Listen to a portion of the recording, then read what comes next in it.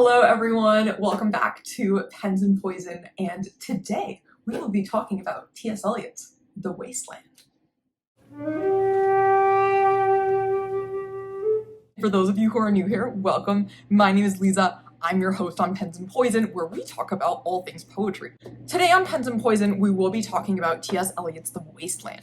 Now, this monumental 20th century poem is a little bit of a longer piece than the pieces that we usually discuss here on Pens and Poison, so I will be devoting a couple of videos to it, taking you through each of the 5 parts.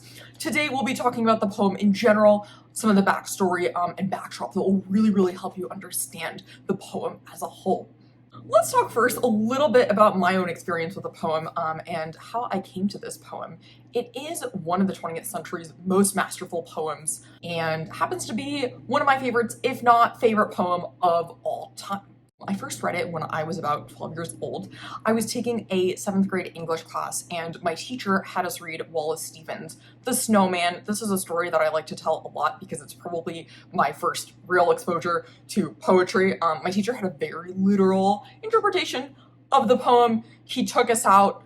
Snowman is about, a man in the snow. He took us out in the middle of December. We were standing out in the courtyard, freezing our asses off for about an hour or so, and he said, this is the experience of the poem, and then we all got back and I said, okay, fantastic. But my teacher said something along the lines of, this is a poem about human suffering, and if you think that this is a difficult one to understand, wait until you get to high school, college, and you read T.S. Eliot's The Wasteland.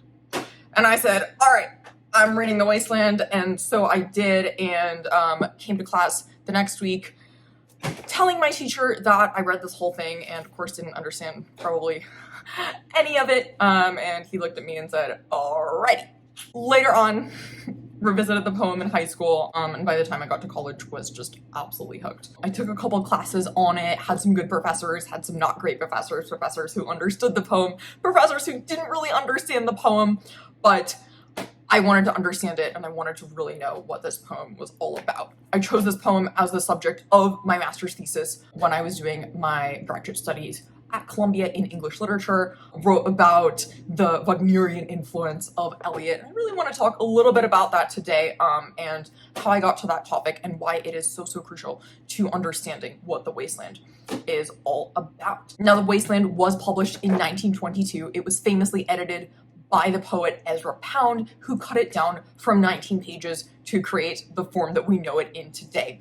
If you want to learn a little bit more about Pound, I have a fantastic video about his poem in the station of the Metro that you can watch. Pound's whole thing was make it new. Eliot's The Wasteland, certainly new. Now you may ask yourself, why should I even care about this poem? I argue that the poem is about human desire. It's about finding meaning in the mundane and identifying meaning when all meaning might seem to be gone. The poem is divided up into 5 parts. Each part mirrors a part of the Shakespearean drama. Eliot was a staunch proponent of tradition. He was a huge admirer of Shakespeare, who was obviously one of the forerunners of our English literary tradition. T.S. Eliot has a fantastic essay, probably one of my favorites, called Tradition and the Individual Talent. In Tradition and the Individual Talent, Eliot argues that it is crucial to understand the English literary tradition for any English poet. It is crucial for any artist to understand the tradition that he is coming into. And that is really what we see in Eliot's poems. He comes to tradition, he understands it, he incorporates it in his work, and he creates a dialogue with the great thinkers of the Western canon. One of these great thinkers and Eliot's contemporary was the modernist writer James Joyce. If you've heard anything about stream of consciousness, you've probably heard about Joyce, or the other way around. Joyce's magnum opus, Ulysses, was published in 1918. Now, Ulysses is this massive 900-page book that takes place over a day. Yes, I said a day, June 16th, famously known as Bloomsday in honor of the main character. The character does arguably nothing in particular, but the book really explores the fundamental facets of the human mind. It very loosely parallels the Odyssey, Homer's Odyssey, the story of Greek hero coming home after the Trojan War. Each chapter is very loosely based on one of the books in the Odyssey, each chapter really summons us to think about tradition. In fact, one chapter of James Joyce's Ulysses famously goes through every single writing style of the English literary canon and attempts to mirror it in order to trace the development of English literature over time. Obviously, Eliot, who was fascinated by tradition, was very, very fascinated by this work by James Joyce. In 1918, Eliot wrote a piece for the Dial in which he reviewed James Joyce's Ulysses and was fascinated in the way in which James Joyce manipulated the continuous parallel between the contemporary and antiquity. Obviously, Eliot was fascinated by antiquity. He was fascinated by the constant dialogue between the old and the new. Unlike his forerunner Ezra Pound, who was always about make it new, Eliot wanted to preserve the old while creating the new. And this idea is crucial to understanding the philosophical underpinnings of the Wasteland. We can assume that Eliot was inspired by James Joyce's Ulysses in the same way that James Joyce's Ulysses parallels the Odyssey. Eliot's poem parallels a very famous story of the Fisher King. Who is the Fisher King? In the notes to the Wasteland, we find that Eliot was inspired by a book called From Ritual to Romance by Jessie L. Weston. Eliot writes, not only the title, but the plan and a good deal of the incidental symbolism of the poem were suggested by Miss Jessie L. Weston's book on the Grail legend, From Ritual to Romance. Indeed, so deeply am I indebted, Miss Weston's book will elucidate the difficulties of the poem much better than my notes can do, and I recommend it, apart from the great interest of the book itself, to any who think such an elucidation of the poem worth the trouble.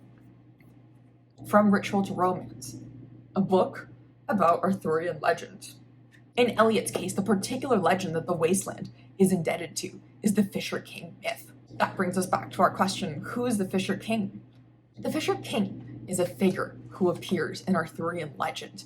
He most famously appears in the Percival myth, which is retold in many different iterations. The significance of the Fisher King is something like this.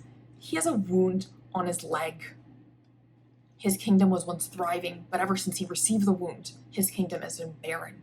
The Fisher King stands for infertility, but in Eliot's case, he will be the vehicle through which Eliot explores bringing back life from the dead. Eliot's The Wasteland, just like the Percival myth, is a quest story. It's the quest of finding meaning in dead things. As I've said, the Fisher King appears in many different iterations of the Percival story. We can assume that Eliot was maybe familiar with several of these iterations, although clearly he was most inspired by Jessie L. Weston's From Ritual to Romance. The Fisher King appears in Christian de Troyes' Parsifal, or the Story of the Grail. He appears in Parsifal, written by Wolfram von Eschenbach. He appears in Thomas Malory's De Morte d'Arthur, and then, most famously, he appears in Richard Wagner's Parsifal. We know that Eliot admired Wagner. He quotes from several of his operas in The Wasteland, and motifs from Wagner appear throughout as well. Eliot was very much inspired by music. He'd seen Wagner live, he loved Wagner's operas, and he wrote about the importance of music in his essay, The Music of Poetry. Eliot also quotes a lot from one of Wagner's other operas, Tristan und Isolde, which we can explore in later videos. Parsifal, however, is the story of recovery. It is the story of fertility and coherence. And we can say that T.S. Eliot's admiration of Wagner is perhaps not a chance phenomenon. Wagner's persistent commentary in Parsifal on the unnatural and even sickly nature of many human relationships strikes an important chord with the overall message of The Wasteland. Characters from both Wagner's operas and T.S. Eliot's The Wasteland evince a vehement urge to attain genuine connections in the face of desolation and despair, in much the same way that the Fisher King attempts to revive his kingdom, despite having this wound open on his leg that renders his kingdom barren. Eliot uses the Wagnerian trope of unattainable and unnatural desire to stress the perils to which modern society has found itself. Yet, in looking to Wagner, Eliot offers a potential solution for us. The power of transformation and the transformative power of human relationships may still have a significant prospect of salvation. That's what I think The Wasteland's about. And as we trace the Fisher King myth throughout this poem, we'll learn a lot more about just what The Wasteland has to do with human relationships and how we can then revive life from the dead.